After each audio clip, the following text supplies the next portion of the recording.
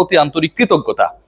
বাংলাদেশ যেভাবে শতচেষ্টা করে এই ম্যাচটা হারলো, বাংলাদেশ যেভাবে এই ম্যাচটাকে তাদের ক্রিকেট ইতিহাসে জোর করে যেভাবেই হোক তাই করালো, সুপার ওভারে গিয়ে একটা দল যেভাবে নানা শতচেষ্টা করেও উল্টা পাল্টা ব্যাটিং অর্ডারকে প্রমোট করে আপনি এক ওভারে খেলা খেলছেন, সেখানটায় আপনি নামিয়ে দিলেন সৌম্য সরকারকে, যিনি আজকে 50 স্ট্রাইক রেটে ব্যাট করেছে।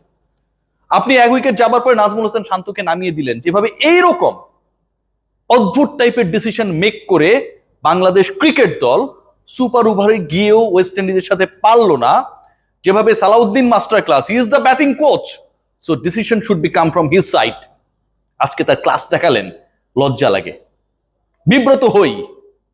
একটা দল 11 করতে হবে সুপার ওভারে যাওয়া বাংলাদেশের ইতিহাসে প্রথম ম্যাচে উইন্ডিজকে হারানোর জন্য, সেই দলটা এক বলেই 5 রান তুললো। আকিল হোসেন বল করতে গিয়ে শত চেষ্টা করলেন, যেভাবেই হোক বাংলাদেশকে জেতাতে হবে, তার মাথায় যেন সেটাই ঘুরছিল, উইন্ডিজ না, তিনি যেন বোলিং করতে নেমেছেন বাংলাদেশের ব্যাটারদের পরে। প্রথম বল ওয়াইড, দ্বিতীয় বল নো বলে বাংলাদেশ 2 রান নিল। এরপরে যেটা প্রথম বৈধ বল হলো সেখানটায় 1 রান, বাংলাদেশের 1 বলে 5 রান।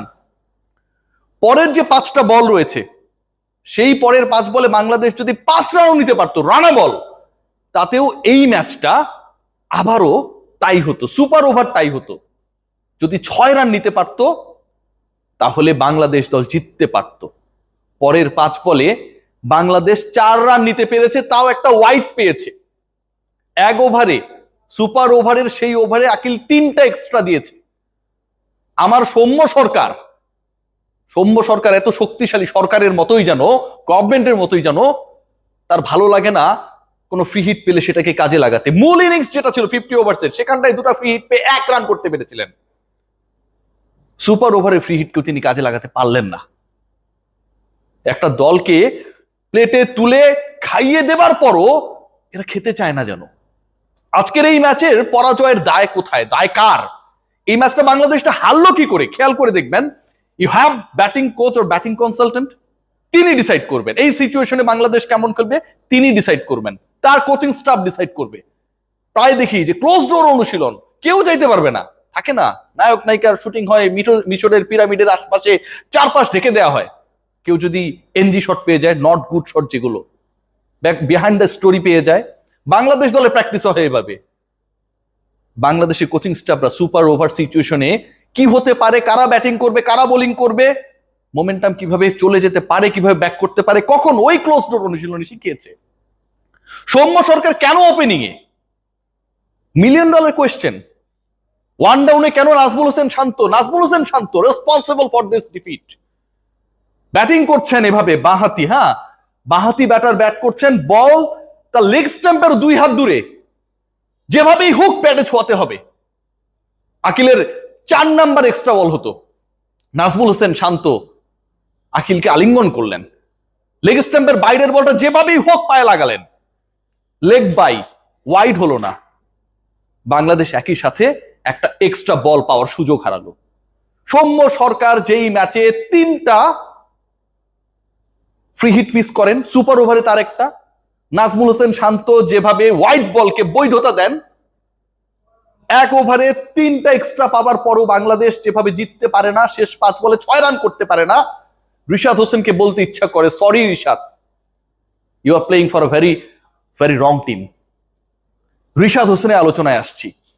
বাংলাদেশের 3 জন ব্যাটার লাস্ট ওভারটায়, মানে সুপার ওভারে, ওই একটা ওভারে ব্যাট করার সুযোগ পেলেন। Why not Rishad, why not Sohan? আজকে সবচেয়ে সুইট টাইমার তো তারা 2 জন ছিলেন, কেন এদেরকে বিবেচনা করা হলো না? জানেন আপনারা? কেউ জানে না।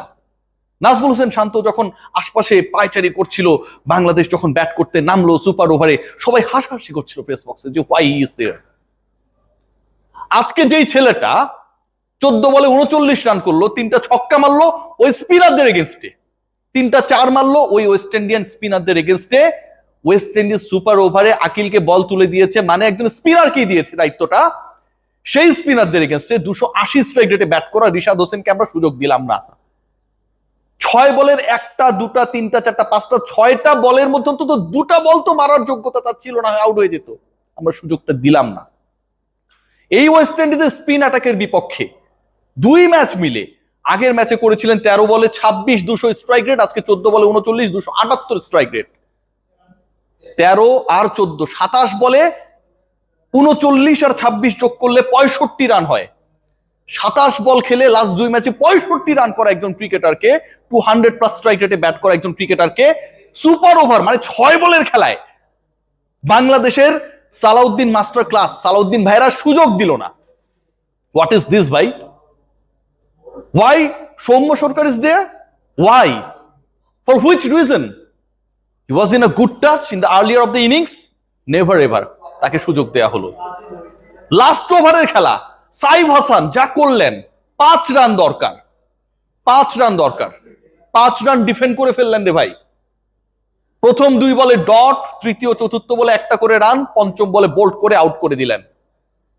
আকিল আউট হয়ে গেল। যে আকিল বাংলাদেশের বিপক্ষে বল করে শত চেষ্টা করেও হোয়াইট নো দিয়েও বাংলাদেশকে জেতাতে পারলেন না, সেই আকিল 16 বলে 17 করে আউট হয়ে গেলেন ওই সময়টায়।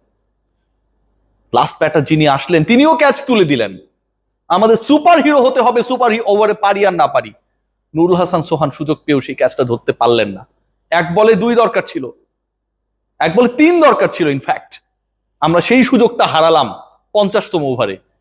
সোহান যদি তার জায়গায় দাঁড়িয়ে থাকতো, not necessary to grab that ball, catch ধরার দরকার নাই। যে ফিল্ডারটা ওখানটায় নর্মালি ছিল সে বল পাঠালে তো 1 রানের বেশি হতো না, তারপরও বাংলাদেশ 1 রানে জিততো। 2 রান নেয়ার কারণে স্কোর লেভেল হয়ে গেল 213 213। This is what actually we are playing, we have played today. যখন বাংলাদেশ ফিল্ডিং করছিল, মিরাজ যে ক্যাচটা তার ধরার কথা ছিল ধরতে পারলেন না, একটা এক্সট্রা রান পেয়ে গেল প্রতিপক্ষ। নাজমুল হোসেন শান্ত যিনি হোয়াইট বলকে বৈধতা দিলেন, লেগ স্ট্যাম্পের 2 হাত বাইরের বলকে যেভাবেই হোক প্যাডের সাথে টাচ করালেন, সেই তিনি যে থ্রোটা করেছিলেন যেখানে 1 রান হয় সেখানটাও 2 রান হলো। বাংলাদেশ কখনো জিততেই চায়নি। বাংলাদেশ এই ম্যাচ জেতার মতো ক্রিকেট খেলেইনি। কষ্ট লাগে, দুঃখ লাগে, অপরাধ বোধে ভুগি তখন যখন দেখি যে এই দলটার স্কোরটা ছিল 163 7 উইকেটে, সেখান থেকে বাংলাদেশ শেষ 4 ওভারে 50 রান তুলে 213 করে। সেখান থেকে শেষ 4 ওভারে 50 রানে সেই পার্টনারশিপে একটা ছেলে 14 বল খেলার সুযোগ পেয়ে 39 রানে অপরাজিত থাকে, 3টা 4 3টা ছক্কা মানে। কষ্ট লাগে তখন সেই ছেলেটা 278 স্ট্রাইক রেটে ব্যাট করা ছেলেটা যখন বল হাতে বেস্ট উইকেট টেকার হয়ে যান 3 উইকেট নিয়ে। কষ্ট লাগে তখন যখন এই 350 স্ট্রাইক রেটে ব্যাট করা ব্যাটারকে 6 বলের খেলায় আমি একটা বল খেলার জন্য বিবেচনায় রাখি না। কষ্ট লাগে তখন যখন সালাউদ্দিন ভাইদের মতো অপরিকল্পিত পরিকল্পনার জনকেরা বাংলাদেশ দলের ব্যাটিং কোচের দায়িত্ব পায়। আমার কথা হয়তো আপনাদের কারো ভালো লাগবে না, কিন্তু এন্ড অফ দ্য ডে আজকে বাংলাদেশ কখনো জিততে চায় নাই। এই ম্যাচ হারতে পারে বাংলাদেশ, এই ম্যাচ বাংলাদেশ প্রপার 50 ওভার্সের মধ্যে হারতে পারে, এটা কেউ বিশ্বাস করে নাই। 7 উইকেট চলে যাওয়ার পর যে এলোমেলো ফিল্ডিং, এলোমেলো বোলিং, গাছাড়া ভাব, 44 রানে 8ম উইকেটে পার্টনারশিপ, এটা যেন একটা ফাইজলামি। লাস্ট ওভারে আমাদের নন্টে ফন্টে, সুপার ওভারে অনেকটা নন্টে। এই হচ্ছে আমাদের বাংলাদেশের ক্রিকেট এখন, এভাবেই চলছে। নাজমুল হোসেন শান্ত, সৌম্য সরকার যারা 50-এর উপরে স্ট্রাইক রেটে ব্যাট করতে পারে না, গত 2 ম্যাচে এটাই দেখেছি আমরা, তারা 6 বলের খেলায় 200 স্ট্রাইক রেটে 11 রান তুলে বাংলাদেশকে জেতাবে। সালাউদ্দিন সাহেবরা এটাই বিশ্বাস করে। How funny. সবাই ভালো থাকবেন, ভালো থাকার কোনো কারণ নাই, সবাই নিজের মতো থাকেন, যেমন চাই বলেন।